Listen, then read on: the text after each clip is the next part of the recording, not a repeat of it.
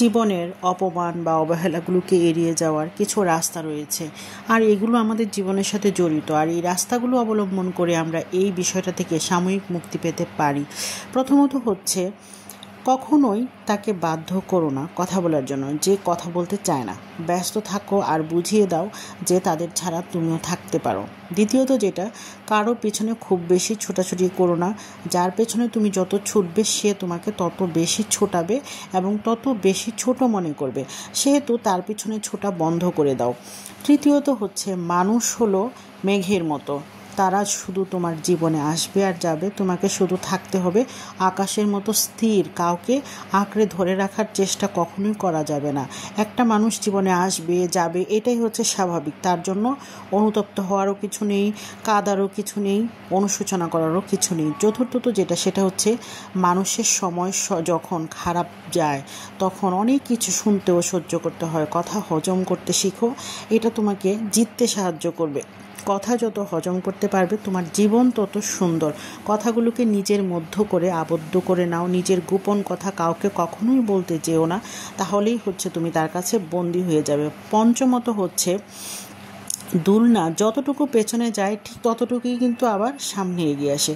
কাউকে তোমার মূল্য বুঝিয়ে দিতে অনেক সময় কাছে আসার জন্য হলেও কিছুটা দূরে সরে যেতে হয়। ষষ্ঠত হচ্ছে, যে চলে যেতে চায় তাকে চলে যেতে দাও। ঘুড়ি ছিঁড়ে গেলেও তার শেষ উড়াটা দূর থেকে দেখতে কিন্তু অনেক সময় সুন্দর দেখায়। তো তুমি হচ্ছে দূর থেকে দেখো তোমার মানুষটি কিভাবে উড়ে যাচ্ছে। দুঃখ করো না, অনুশোচনা করো না, কিংবা কান্নাকাটিও করা যাবে না। সপ্তমত হচ্ছে, যে তোমার অনুভূতির মূল্য দেয় না, যে তোমাকে ভালোবাসতে পারে না, যে তোমার অল্প কথার মানে বুঝে না, তাকে তুমি কোনোভাবেই তোমার জীবনের কোনো কথাই বোঝাতে পারবে না। সো তুমি তাকে ছেড়ে দাও, তার সাথে থাকার চেষ্টাও করো না। অষ্টমত হচ্ছে, শিশির বিন্দু দিয়ে যেমন নদী ভরা যায় না, তেমনি কান্না দিয়েও কাউকে ফিরিয়ে আনা যায় না। তোমাকে থাকতে হবে শুধু তোমার সাগরের মতো উত্তাল। নবমত হচ্ছে, কেউ যদি অবহেলা করে তাহলে দোষ তার নয়, দোষ তোমার নিজের, কারণ তুমি তার কাছ থেকে অনেক বেশি কিছু আশা করে ফেলেছ, বিনিময়ে কিচ্ছু পাচ্ছ না, তাই তুমি কষ্ট পাচ্ছ। দশম যেটা, সেটা হচ্ছে, যেখানে তোমার গুরুত্ব কমে যাবে সেখানে তোমার দূরত্ব বাড়িয়ে দিতে হবে, অন্যথায় তুমি সেখানে উপহাসের পাত্র হয়ে যাবে।